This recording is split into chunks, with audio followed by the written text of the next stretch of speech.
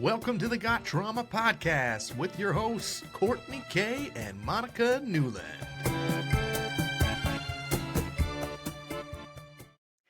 Hello, everybody, and welcome back to another episode. Hello. Good afternoon, everyone. Yes, it's afternoon now. Yes, it is. And it's very snowy here. Same here. Thank you, everybody who has been, Courtney, you've been posting some videos, some like selfie videos about asking for some feedback. And we really appreciate everybody's engagement. And I love that people are starting to feel comfortable to open up and share a little bit more of their stories, and they're commenting more in our videos and things like that. So we just wanted to send some love and appreciation. And we definitely, a big part of this was building some community and a bit of a safe space. So we are happy to see that people are getting comfortable and are opening up and talking a little bit more about how they can relate to some of the content that we've been putting out. So thanks again, everybody. Yes, thank you. Did want to mention that we are, like, while we encourage everybody's commenting and everything like that, again, like, we're not trying to offer a replacement for therapy. This is really just open dialogue conversations, raw and real, people who can relate to each other on situations. And so if I know that people haven't really been asking for our advice or our input on it, but just a little PSA that we are not professionals and that we are encouraging open dialogue and not a therapy session, I guess. Unprofessionalized talk therapy. Yeah, exactly. Yeah. So we are going to start off today's discussion. Me and Courtney, we talk a lot, like pretty much every single day, and a lot of different things come about when we're in our personal conversations. We're like, oh, we should talk about that. So something did come up recently. And after reviewing some of the comments on the videos, it's started to spark a little bit of thought around processing emotions and how we have, I guess, come to different conclusions in our life about things, or how we've gotten certain triggers. So, Courtney, I know you had a little story that you were telling me about, and I thought maybe I'd pass it over to you and you could start us off. Elaborate a little. It's weird. I woke up this morning thinking about this, actually. So when I was smaller, like, I went everywhere with my dad. And it also happened to be, I don't even remember, honestly, like probably 4 or 5. And in this year cycle, like, my dad's parents were a lot older. Like, they adopted him in their 40s. So when my dad was in his 30s, a lot of these people, like, so just to backtrack a little bit, my grandparents were very big in the church community. So they had lots and lots of friends. Anyways, as they got older, their friends started to pass away. So it was about a year of going to a lot of funerals, which, as a kid, you don't really understand the concept of death. You just know that you're going to these places because my dad would be taking my grandparents to these funerals, right? Because how old did you say you were? I get literally 4 and 5. Yeah. I remember it very vividly because there was a lot of funerals. Like, I feel like there was like 8 or something ridiculous. Honestly, it's kind of but it was a lot. I mean, I remember the highlight of this, as morbid as this will sound, were funeral sandwiches. I don't care who you are, funeral sandwiches are the shit. Yeah, like, they are good. I would honestly just call somewhere and order funeral sandwiches just to have them. As weird as that is. But it does make me want a sandwich now. Right? But it has to be a funeral sandwich. The tiny little square ones. It's like, top is white, bottom is like whole wheat. It's just, I don't know, there's something about it. So anyways, I remember starting to sort of get this idea, like, oh, these people aren't going to wake up and come out of this box that they're in. And then I think there were a couple of times where we actually went to the burial, and I was like, wait a minute. Yeah, they aren't getting out of that box. No, and I was like, I don't understand what's happening. Yeah, right. So that's difficult to process. Like, I mean, at 4 years old, my oldest is 4, and I mean, he kind of understands death a little tiny bit, or he knows that, like, those things happen, but he sees that in, like, cartoons, right? He thinks, like, oh, you fight the people and they die. Like, that's his concept of death. Exactly. It definitely was. And I don't know, maybe I didn't ask the right questions, or maybe I didn't ask questions at all, because nobody really set me straight or said anything that sort of explained. So I just remember being very, I became very paranoid, especially about my parents. And then that was sort of when I got it in my head, like, oh my God, their behaviors, like, what if this happens to them and they end up in this box and they're buried and then I'm all alone. And I remember saying to my mom, I was having a really hard time going to sleep. And I remember saying, like, I'm really scared about this. And in typical form, her response was, well, if you think bad things will happen to you. Oh, that stuck. Jesus Christ. Like, that stuck with me for so many years. For the rest of your life. Well, and this is where I believe my health anxiety derived from. That's where it came from. It came from that moment, that conversation, and that's when the obsessive thoughts got completely out of control. Because in my head I'm going, okay, if I think about being in that box, I'm going to wake up in that box. If I think about this, that's what's going to happen to me. So not having that navigation, and then also being afraid to talk about that with her, because obviously this was an uncomfortable subject for her and she didn't have the time or patience to explain it better. Yeah. So I didn't feel comfortable talking to her about it, and I didn't feel comfortable, especially really with a comment like, if you think about it, then it's going to happen. Like, that's like the perfect way to like shut you down, and so that you don't express how you're feeling. Oh, and to live simply in terror. Don't talk about it. Pure terror. Absolutely. That's shitty. Well, it's just amazing how, when you're, and I've caught myself a couple of times too with the, when you're really frustrated with your kids sometimes and they're asking you all these questions and you're already inundated with everything else going on and they ask you a question and, you kind of backhandedly want to just answer it quickly and not really put any thought into why they're asking it. So, I mean, I've caught myself doing that and being like, whoa, Court, like back the train up a little bit. Yeah. Remember in this moment being very profound in my brain, being like, okay, I really have to articulate this for them and make it so like if there isn't a better understanding, there's at least a sense of peace out of it and not something that's going to, burrow inside and create more turmoil for them. Because I mean, talking to an adult is different, right? But this is when you're talking to children, this is the first time that they've potentially experienced this emotion or this thought, and they're confused and they don't know who to talk to about it. They're coming to you, obviously, as the parent, to get some answers to it. They know that they're confused about it. They want to know why. And you're their safe zone. Exactly. So, I mean, and I'm not saying that it's easy to answer these types of questions. No, 100% and we're not taking away from the fact that explaining death to a child is like a very difficult thing and is very difficult especially when the parent is going through that and trying to deal with that. To try to explain yourself to somebody who doesn't understand is like, of course, that would be exactly. And I mean, difficult. In her defense, and I will say, I think a lot of the things and why she reacted the way she did is because these things triggered her. So her trigger, because she was so uncomfortable talking about it, because it clearly, it was maybe something that she experienced as a child and nobody comforted her.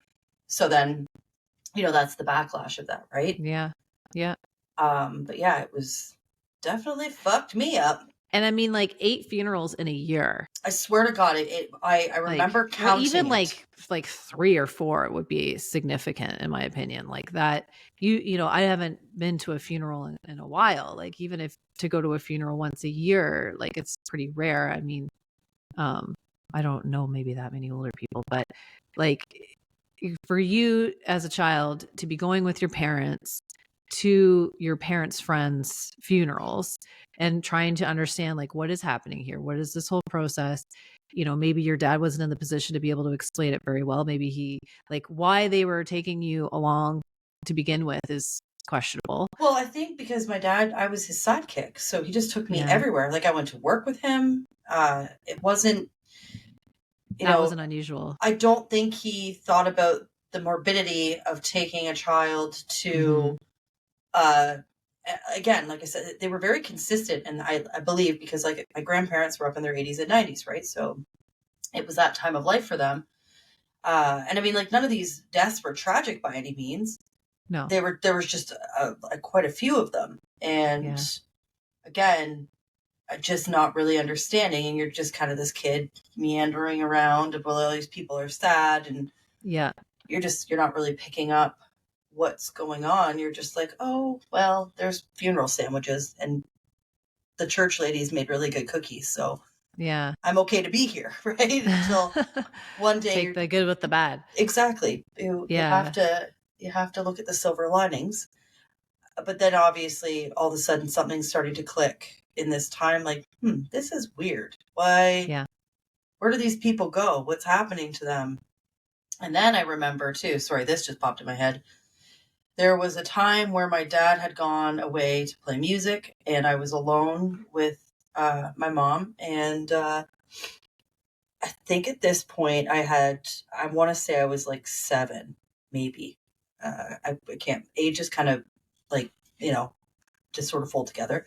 The days blend together, Yeah. years blend together. Yeah.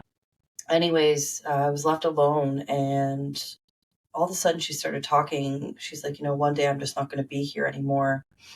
And, I can't remember what else she said, but just that in my head, I was like, well, what do you mean you're not going to be here anymore? Oh, Courtney, I'm going to die someday. Like someday I'm going to die and I'm not going to be here. Why are we having this conversation right now?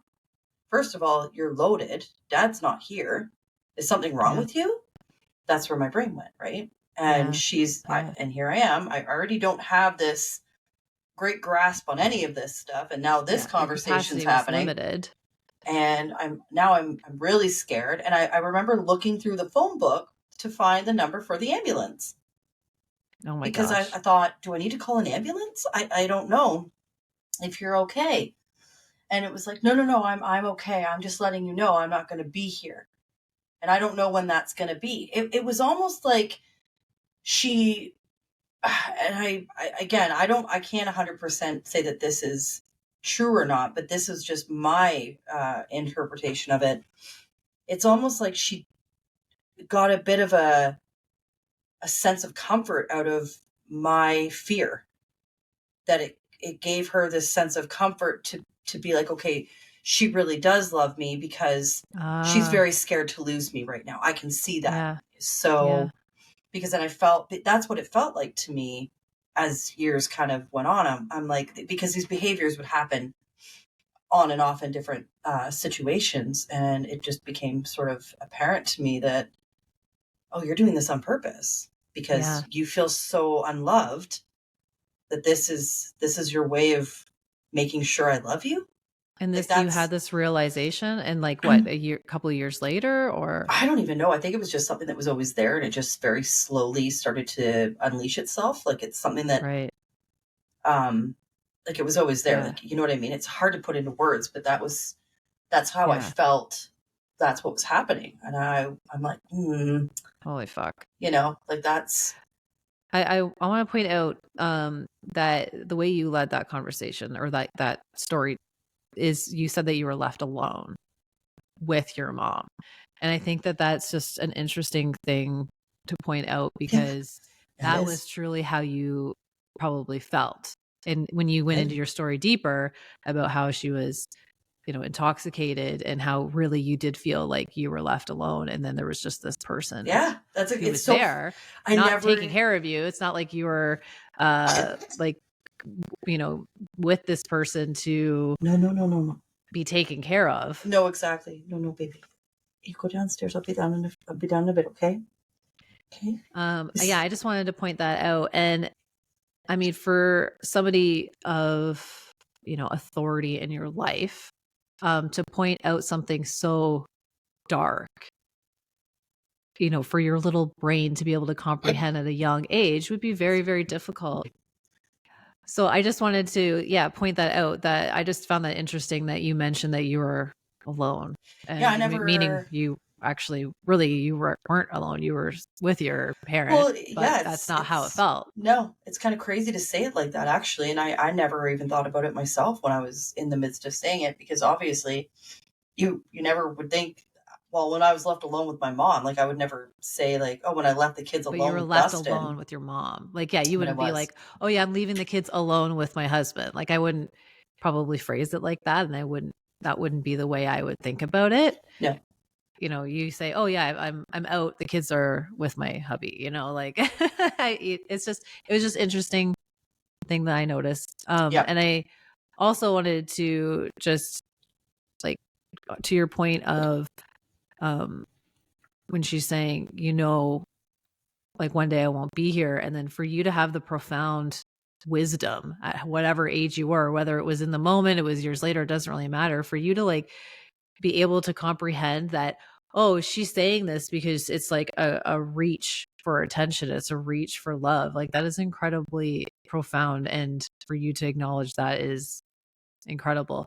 And hopefully that gives you some comfort in knowing that this wasn't, your fault, that this is a person who is maybe not felt the love and is, we do hear about people who have kids, as a way to feel loved fully. Like, Yeah. that is a common thing that you can hear about. And it's sad that It sometimes that is is. the case. I think this may be unpopular. I think that that's a fairly valid thing if you're willing to put as much love as you want to receive into that person, Yes. yeah. And that's a different kind of story.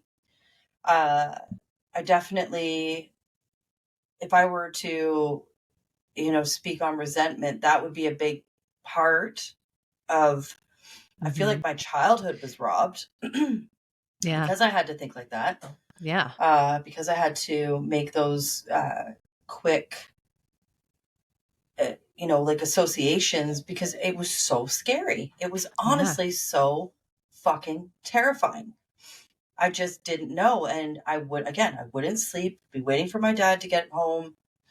He's not pulling in until like 2:00 in the morning. And here I am, this little kid, wide awake. I'm wired because now I'm watching her because she's passed out and I'm making sure she's not going to die. It's heartbreaking. It's, and for me, infuriating in some ways. Yeah. And those are the things that, I never, because there was such a long period of time where I was so manipulated and I was so blinded to what was actually, what was their pain inflicted on me. I didn't know that I never got to experience these feelings. I never got to feel angry about, like, hey, that wasn't, like, what the fuck was that? That's it not wasn't cool. okay. Like, that was really shitty. I moved on from it, but again, like, feelings will keep coming up. You will still have, you'll still have these moments where that thought will run through your mind. Again, you don't dwell on it and live in it, but you're allowed to address it and say, yeah, you know what, that was really shitty. And I will be accountable and say sorry to myself for it. Like, I'm sorry that happened to you, Court, but we're on the up and up.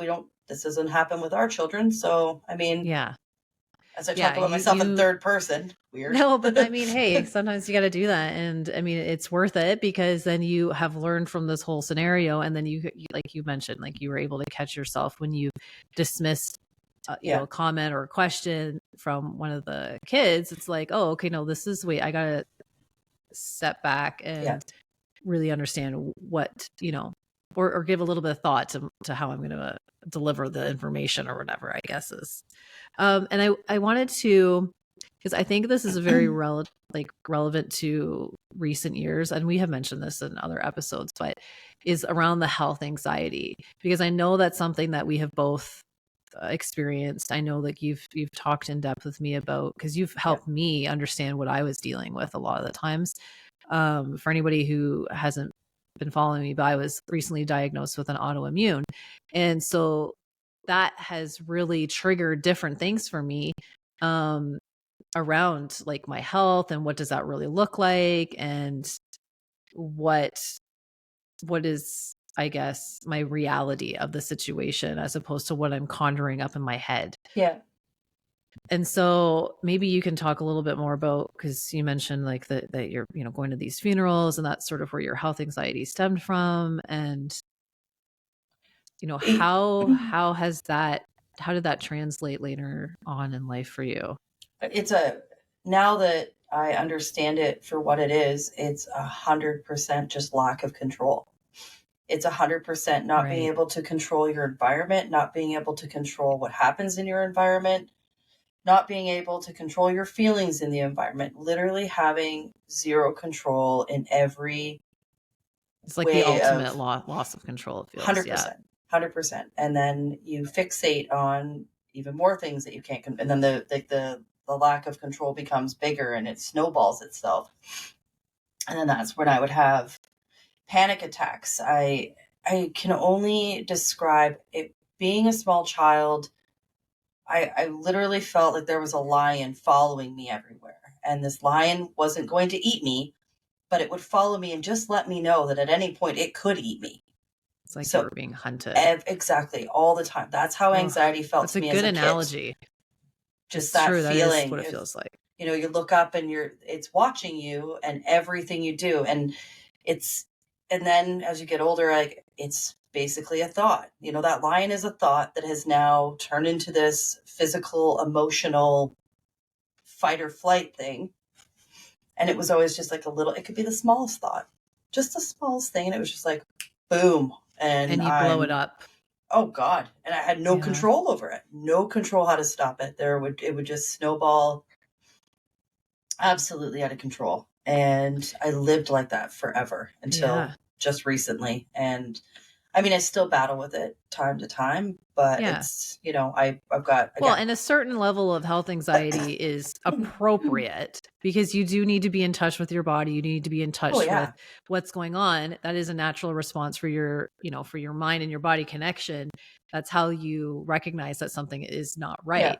But when you're doing it so constantly, when you're doing it so constant and you are fixating on little things that you can talk, you're like, you know, when you look at it, you're like, wait a second, like I am safe right now. Some of this is beyond my control. What is it that I know about this? You know, what is the most likely situation with this? Because you can't just be running to the doctor every single time you have a thought or a pain or a discomfort. And nope, I've done that. I've been that person. Told, oh, I have too. And I mean, we're told that you should be, you know, paying attention to these things. So when you do, you know, it's hard to like decipher, like, am I over exaggerating or am I blowing this up into it? And I mean, that's not what your mom was getting at when she said, if you think negative things will happen. Like that. I wanted to just point that out, that this is different. Like that is a comment that is quite, like, I don't know, not self-destructive, but it's quite destructive. That there's not really, that's not something that you would say to especially a child, in my opinion. But when you like kind of bring it to the point of like what I've had to deal with too with my health anxiety is when you think so negatively about the situation that's going on, you aren't doing yourself any good either. Oh God, so no. it is like, you know, striking some balance between like, you know, being educated, seeking out resources, and not fixating too much on your situation. Like that is important that you have that balance and reaching out to people who, like, I know for myself, like I started reaching out to people and telling them what was going on, and they were very helpful with information, and but like, oh, I've you know, this has helped me, or I've experienced this. And I mean, I'm just speaking from myself with my autoimmune diagnosis, like that specific thing. I mean, you are speaking more on like general terms with like, you know, growing up with it. And that's a little bit of a different scenario. Well, I think I was always kind of like, I don't know why this is weird analogy is coming into my head, but I was almost like a kettle. I, you know, knew enough and let enough steam off when it needed to come out that I didn't hold everything in my body for it to later on manifest itself into something much more serious, because I'm a very firm believer in what you do not digest emotionally, it will show up later in life, autoimmune, cancer, you know, whatever it may be. I really am a firm believer in that, because like anything, you know, it's all about digestion. If you have to digest food to survive, you have to digest emotion to survive. Because we are complex, you know. I mean, yes, our brain, it works like a computer, and like it's an important message, because I think that that's why I have the autoimmune, because I did not do that growing up. I did not do a very good job at releasing the stress, and I bottled it all up for really most of my life. And it really wasn't until like in recent years that I decided that it was okay to start feeling some things. Yep. And I do remember, conversations with family growing up that said like, oh, you're too sensitive, and oh, you shouldn't be, don't cry over that. And Yep. I did I had a lot of that inner dialogue as well. And so combining that with experiencing ongoing trauma, it was not a good combination. And I Yeah. do truly feel like it has been built up and built up and built up. And it's like you said, like a kettle, it just bubbled and it overflowed. Yep.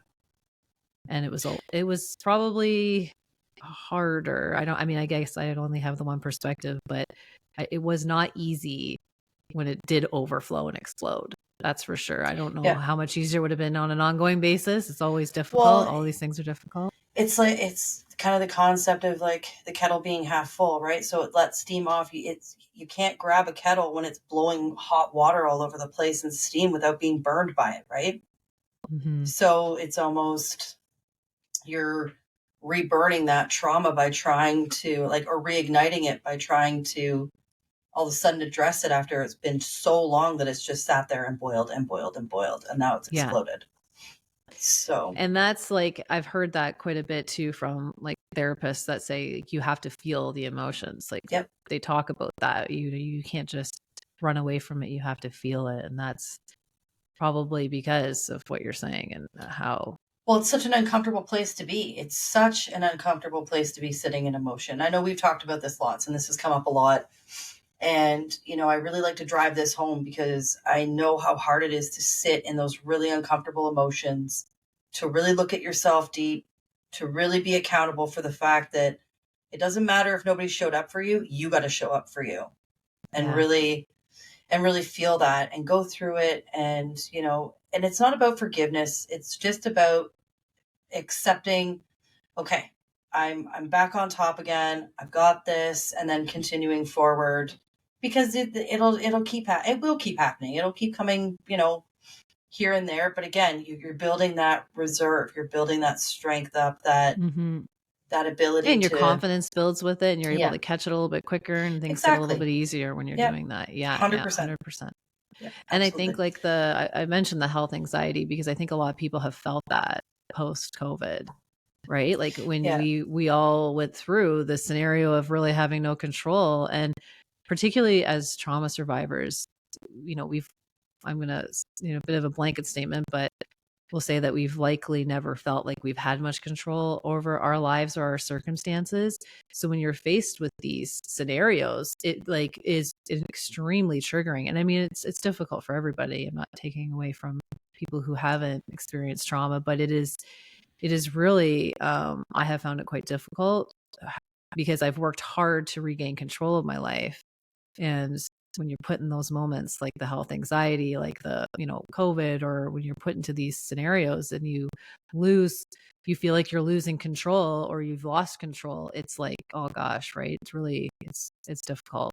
It's difficult to get back. Yeah, no, it really is. Sorry, I was listening, but at the same time, I can see this weird glare, and I'm trying to fix it, and then I'm like, I can't fix it. It's just No, it's all right. it's just gonna have to be glary.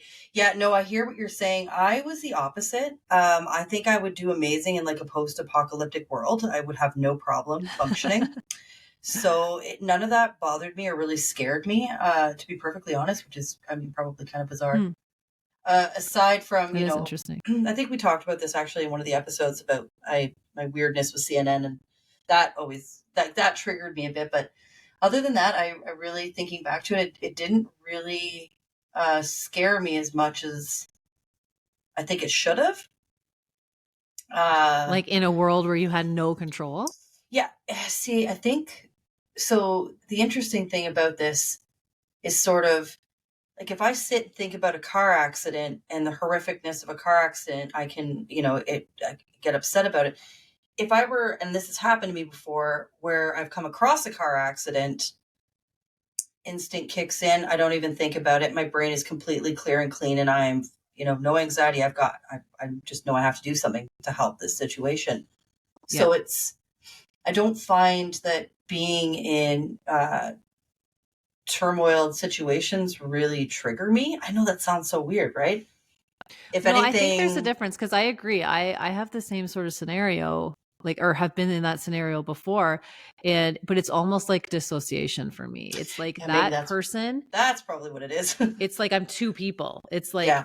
I'm not like I'm able to like think quick and I'm able to like stay really calm and I'm able to like get shit done. Like Yeah. I've been in that scenario before where I was like, everybody get out of the way. Like I got this. It's going to be, and it was smooth sailing. Right. Yeah. But I mean, given the situation, but I think it's almost like dissociation for me. It's when I'm in the day to day of feeling like when you're in a constant feeling of not being in control of your situation, I don't have that same ability. No, it is different. You know, I actually, again, this just popped in my head. It's kind of like when my dad died, and he had nothing when he died. He had not a dime in the bank. And all of a sudden I had to figure out how I was going to, you know, bury this person or not bury them or have them cremated. You know, what am I going to do? He's at a funeral parlor. I don't have a lot of options here. So, you know, it was quick thinking, okay, got to do a benefit dance. We have to do this. This is what I got to do. And I mean, there's nothing more, I mean, for me anyways, uncomfortable than asking for charity. You know, in a situation like that, you're just, and that's how I think a lot of people feel that way too. I mean, if you need help, you got to get it. It's just, it is what it is. You can't, it's not your fault. You can't help that. But for me, it was, you know, I'm like, this is really awkward. You know, there's a GoFundMe, there's this, there's that. But I did want to give him a really good send off. So I feel like having his old band come play and what we did was really incredible. And all our girlfriends, that all of us that were, you know, everybody was so amazing and helpful. And I couldn't have done it without everybody. It's just, you know, I had to handle that chaos as it came at me. I didn't have a choice. Yeah. I didn't really even get to fully you just like absorb the situation. I'm like, I got to deal with this because what else is going to happen? You know? Yeah. So, yeah. Well, that's like that survivor instinct, you know yeah, what I mean? absolutely. I think to some degree. And I mean, I'll just, you know, in my opinion, like asking for help, is extremely difficult. I think it's hard for most people, right, to ask for help. I do think that we have, like the way society operated like 100 years ago, say, and in a lot of other areas of the world is like multi-generational and community based. And we have really in North America have gotten away from that. Yep. And we almost feel like I understand both sides of it because I understand wanting your privacy and wanting to be independent and not having to base all of your sort of decisions or your actions around like a community consensus. I do totally understand that approach. I also totally understand the benefit of when you are in community and how beautiful that can be with support, and people are so connected that you don't even maybe feel like you're asking for help. You're just like, it's just more expected. And I do like, I guess in a beautiful, perfect world, like you'd have both. But I mean, it is difficult to ask for help. And I know like it was a beautiful send off that you were able to do. And I know that there's a lot of elements to that. I've been down that road, sadly, but it's, you know, asking for help. I mean, I guess if you're doing it in a very beautiful, respected way where you're like, look, I'm just telling you my situation. If you feel inclined to help, that's great. There's a difference, right? You know, I think so. Yeah, I think absolutely. People can sense that for the most part. 100%. I really like to say 100% lately. I'm noticing that's my new catchphrase. Just caught myself doing it there a minute ago. I didn't notice that you were doing it repeatedly. I did. I was like, Jesus, Courtney, get a fucking thesaurus. Come up with some more words. So I don't know if we've like really had a theme for this whole conversation. No, I don't think so. I think it's really just been around us like talking about like how we've processed some emotions. And I think, you know, talking about like the health anxiety and sort of where those things stem from. Like we're really revisiting scenarios of our life that we recognize now were sort of turning points for us. And it's a bit of story time, I guess, to some degree, talking about where those emotions stemmed from and how we've navigated that. Is that like that's the whole point of our podcast? Yeah, really? I mean, it is, right? It's real talk. I mean, for me, I always kind of gained more insight in listening to conversations people were having than I did, reading a book. Not that I don't like to read, but that's sort of, thing. Like it has a bit of a different weight when you're hearing it from the mouth, right? I From think the so, person's mouth. absolutely. When you can sit and you resonate with. Am I saying that right? Resonate. I don't know. I think I say it right. Yeah. I'm getting sick again. Resonates. It resonates. Resonates. Right? Yes, Yeah. that's it. And those are the things that I really, that registers with me more than anything. I like having that feeling of being like, oh, I connect to that. Oh, that makes sense. Oh, I never thought of it like that. Wow. Because those are the moments of realization that really help, I think, set the foundation to just keep building yourself higher and, getting that momentum to keep on this journey. And for sure. I'm still thinking about your analogy of like the lion hunting you. I have a lot of dreams about being hunted by like tigers and lions and like big cats, like my whole life. Bears as well, like very regularly, like every month for like 20 years I've had this. Wow. And I've looked into it a little bit. I've talked to therapists about it, and it is like an anxiety thing. But that analogy that you said about like how health anxiety tends to feel like you're being hunted all the time, and it's never totally taking over you. You just feel like you're being hunted. Like honestly gives me goosebumps because that is like very accurate in my opinion. Really? Well, that's just what, like I said, I woke up this morning and that was in my head. Yeah. And it was interesting how this whole conversation sort of just, I was like, weird. This is what I was thinking about this morning. And that's, it's interesting. It's good. It's good. Well, I love that we've decided to make this an episode because it's something that I want to definitely delve in deeper with. I think that, well, I guess, we can hear from the people too, if they like this, but absolutely. This is it's pretty important to me to discuss these types of things. So I appreciate it. No, exactly. And I also feel too, this has been, for me, I feel like we will come back to health anxiety a lot. We will come back to anxiety in general and all these, because these are things that really shaped my life. They really shaped the person that I had to unbecome, if that. Yeah. And that was really a journey.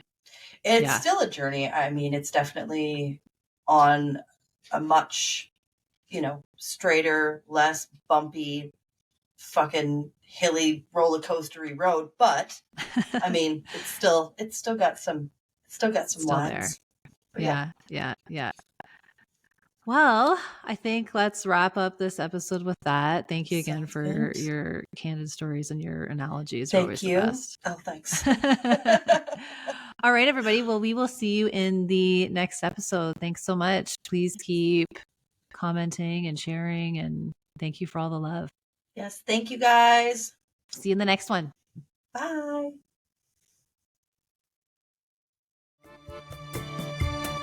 Thanks for tuning in. Be sure to hit those subscribe and share buttons. We'll see you at the next one.